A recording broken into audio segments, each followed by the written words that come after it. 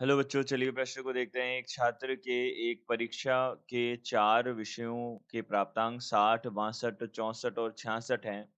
वह न्यूनतम अंक प्राप्त ज्ञात कीजिए जिससे वह 5वें विषय में पाकर 60 का न्यूनतम औसत ज्ञात प्राप्त कर सकता है। तो देखिए, यहाँ से हमको बोला है 4 विषयों के प्राप्तांक 60, 62, 64 और 66 है। न्यूनतम 5वें विषय में कितने उसको नंबर लाने होंगे, कितने अंक लाने होंगे ताकि उसका औसत जो है न्यूनतम औसत 65 का हो जाए। तो देखिए, मुख्य अवधारणा देख लेते हैं।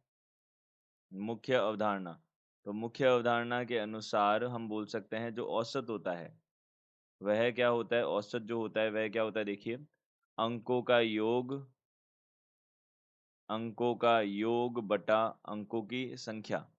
इसे हम क्या बोलते हैं? अंकों की संख्या। इसे हम क्या बोलते हैं? औसत बोलते हैं। देखिए, औसत का सूत्र होता है ये।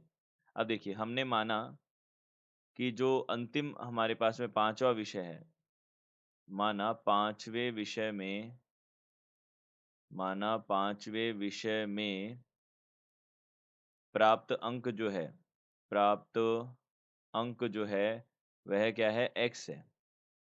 यह हमने मान लिया। तो हम यहाँ से बोल सकते हैं, देखिए 4 में तो हमको अंक दिए हुए हैं, अब 5वें में हमने x मान लिया, तो यहाँ पे औसत जो है वह कितना आ जाएगा?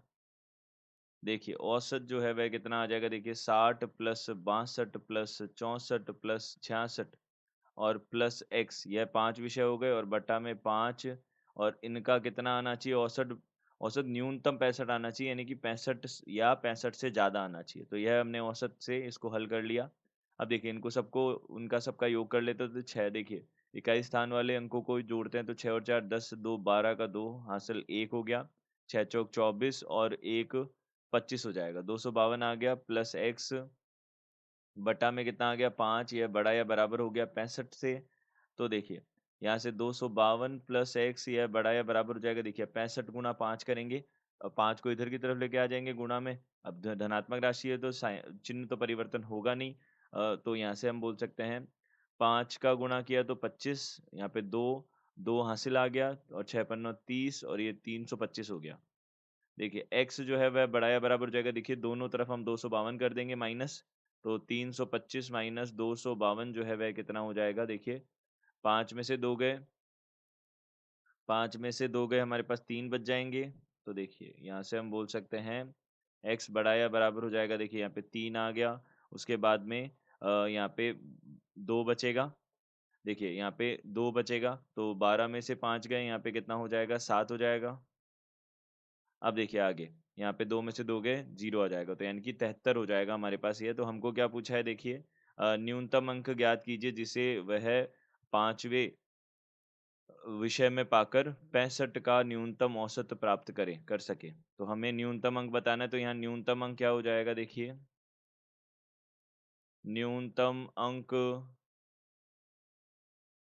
73 होगा, जिसे पाकर जिसे पाकर वह 65 का औसत प्राप्त कर सकता है। 65 का न्यूनतम औसत प्राप्त कर सकता है, यह हो जाएगा।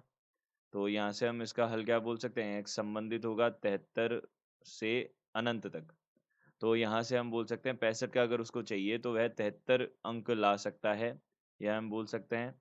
तो हम बोल सकते हैं दिए गए प्रश्न का उत्तर यह है। आशा करते हैं आपको समझ आया होगा। धन्यवाद।